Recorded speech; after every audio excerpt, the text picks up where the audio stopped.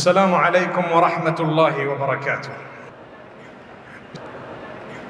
Bismillah-ir-Rahman-ir-Raheem. Alhamdulillah wassalatu wassalamu ala Rasulillahi wa ala alihi wa sahbihi ajma'in. Every one of us, when we pass away, we'd like people to say good things about us.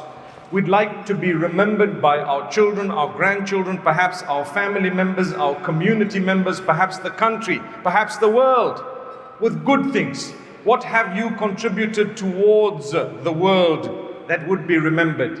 In fact, more importantly, the connection you have with the Almighty will make you remembered among creatures who are far more noble than humankind. And those are the angels.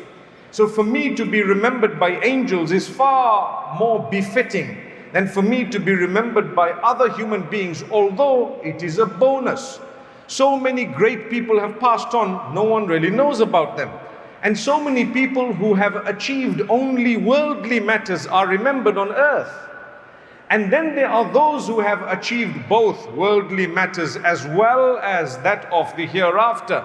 And they are remembered to this day by the will of Allah subhanahu wa ta'ala. Abraham's call in the desert, what was it? Subhanallah. We spoke about how he called out to Allah, his maker, and he kept saying, "Oh Allah, protect my family, look after them. Let this place of Mecca be a place where people come. Let them love my family. Let them actually come towards it, incline towards it, give them produce." This afternoon I made mention of how he prayed for produce, fresh produce in Mecca. One would have probably thought, if today anyone had to go into the middle of a desert filled with sand grains only and say, "Oh Allah, grant this place beautiful produce." I tell you, if you visited Mecca, there is fresh